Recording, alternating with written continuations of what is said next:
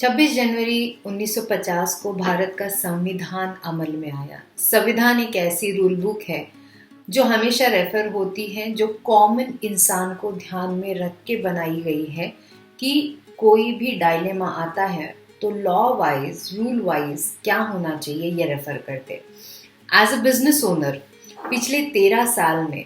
हम भी हमारा प्रोडक्ट कहीं पे इम्प्रूव करना है या कस्टमर को कुछ अलग सर्विस देना है, ये चीज़ों का रूल बुक बनाते जाते हैं और रूल बुक में डिफाइन करते हैं कि हमें कौन से टाइप के क्लाइंट के लिए सर्व करना है, उनके लिए हम कौन सा प्रोडक्ट ला सकते हैं। मुझे याद है मार्च 2020 को इंडिया में लॉकडाउन हुआ था, अक्रॉस वर्ल्ड स्टैंड स्टिल हुआ था, पूरी दुनिया एक जगह पे रुक गई थी हम बोल सकते, क्योंकि बिजनेस ऑलमोस्ट बंद थे। ऑब्वियसली सेल्स डिपार्टमेंट हमारा फ़ोन पे शुरू था, बहुत सारी काम फ़ोन और जूम कॉल पे चल रहे थे, but land acquisition and development team जो है ना, उनके लिए फिर भी डायलेमा था कि हम कहाँ पे फोकस करें और क्या करें। ऐसे कहते हैं कि अपना जो मार्केट है और यहाँ के कस्टमर, यही हमें हमेशा राह दिखाते हैं और हमें हमारी बेस्ट प्रोडक्ट आइडिया चुनने के लिए मदद करते हैं। और ये सेम चीज़ हमारे साथ हुई। फरवरी 2020 में मैंने मेरी सेकंड डिलीवरी हुई थी और उस टाइम पे मेरा मैटरनिटी ब्रेक ही चल रहा था and all of a sudden March 2020 को डिक्लेयर हुआ कि कोविड की वजह से एंटायर कंट्री में लॉकडाउन लग रहा है एंड बिजनेस लाइक आज तक हमारे जो साइट पे जाके ऑफिस विजिट्स होके जो चीज़ें होती थी लैंड में, वो ऑब्वियसली लोगों को अभी फ़ोन पे या जूम पे हमें करनी स्टार्ट हो गई। उस टाइम जिन जिन लोगों से हम बात कर रहे थे, हमारे कस्टमर से, जो मार्केट से नीड आ रही थी, उसके ऊपर भी हमने काम करना स्टार्ट कर दिया। और बहुत सारी रिक्वायरमेंट क्लाइंट से ये आ रही थी कि हमें ना इंडिपेंडेंट फार्म हाउस टाइप कुछ चाहिए। अभी डायरेक्टली लैंड में ओनली इन्वेस्टमेंट करके पैसा नहीं लगाना है, बट अगर आपके पास कुछ फार्म हाउस वगैरह ऑप्शन है तो पक्का बता देना। इसमें से कुछ कस्टमर्स जो थे ना, इनसे हमने बातें करना स्टार्ट की और उनके कुछ पॉइंट्स हमने नोट डाउन करने स्टार्ट किए कि हमने सोचा कि हमारा एक खुद का रूल बुक बन जाए, जहाँ से हम अगर हमें प्रोडक्ट में इनोवेशन करना है तो हम क्या ला सकते हैं। हमारी ही एक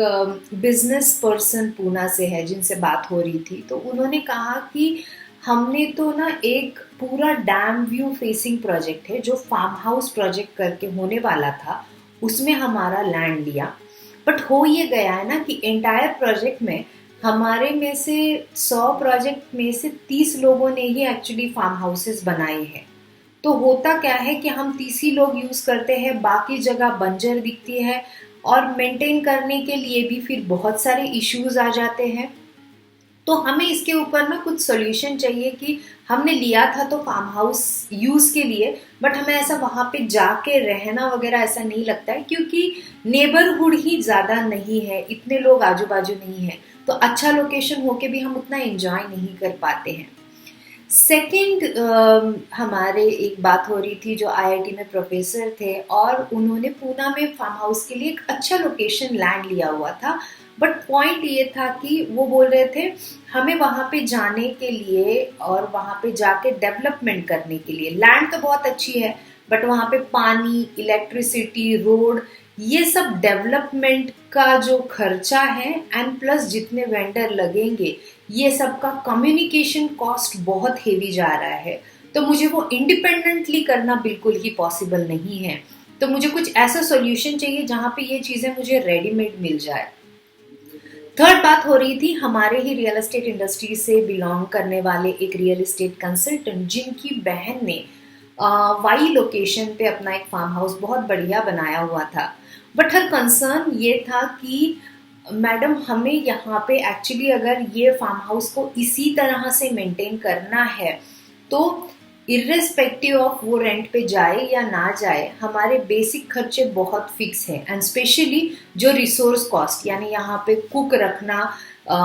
यहाँ पे सिक्योरिटी गार्ड रखना एंड थर्ड क्लीनिंग के लिए स्टाफ रखना, ये तो फुल टाइम अगर रखना है तो ये तीनों के भी खर्चे बहुत ओवर बर्डन हो जा रहे हैं। सो ये सब चीज़ें सुनने के बाद ये हमने वीकली मीटिंग्स में हमारी लैंड टीम से भी डिस्कस करना स्टार्ट किया। हमारे लैंड टीम ने भी अलग अलग जगह पे लैंड फार्म हाउस पॉइंट से देखना स्टार्ट की, और हमने ये मार्केट का सबसे बड़ा गैप समझ लिया कि लोगों को फार्म हाउस के लिए माइट भी 1 एकड़ मैक्सिमम जगह चाहिए, उसके अंदर उनको छोटा सा कुछ खुद का रहने के लिए स्पेस बनाना है, बाकी ओपन स्पेस चाहिए। बट जो फार्मर है उनको इंडिपेंडेंट लैंड बेचना है जो 10 एकड़ 15 एकड़ 20 एकड़ ऐसी है, तो इसीलिए इंडिपेंडेंटली कोई भी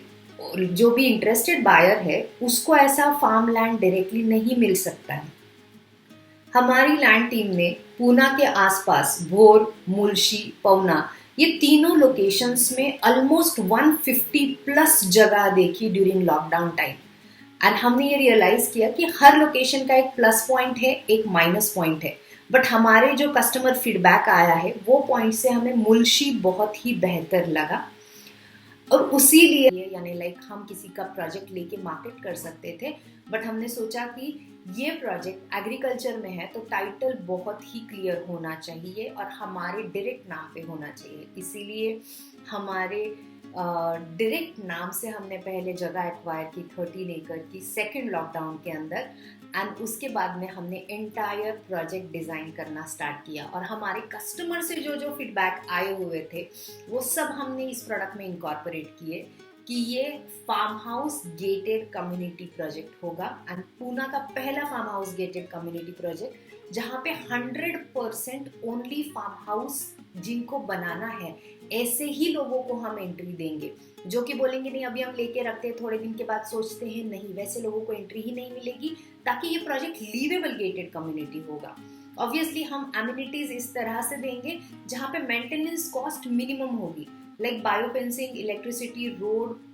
सीसीटीवी, सिक्योरिटी, ये बेसिक चीजें इसमें देंगी ताकि मेंटेनेंस कॉस्ट मिनिमम होगी, और एंटायर मेंटेनेंस कॉस्ट में जितने भी रिसोर्सेस वहां पे लगेंगे लाइक क्लीनिंग स्टाफ, कुक या फिर सिक्योरिटी, ये सबका खर्चा डिवाइड होगा अमॉन्ग द एंटायर प्रोजेक्ट में जितने फार्म हाउसेस बनेंगे इसके ऊपर। सो मुझे रियली अच्छा लग रहा है कि हमने इस तरह का प्रोडक्ट बोथ लॉकडाउन में स्टडी करके फाइनली हम मार्केट में ला रहे हैं एक्चुअली, और ये टोटली पॉसिबल हुआ क्योंकि हमारे मार्केट से कंटिन्यूस आने वाले फीडबैक के वजह से ये चीज़ हो सकी।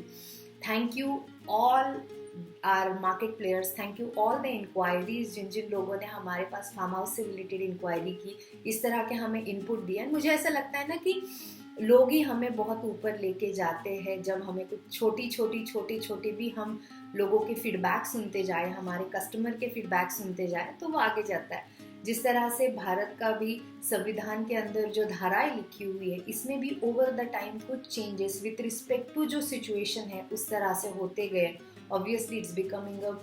better version of the prior constitution more. Wish you a very happy Republic Day to all. Thank you so much. Excellent, excellent, excellent.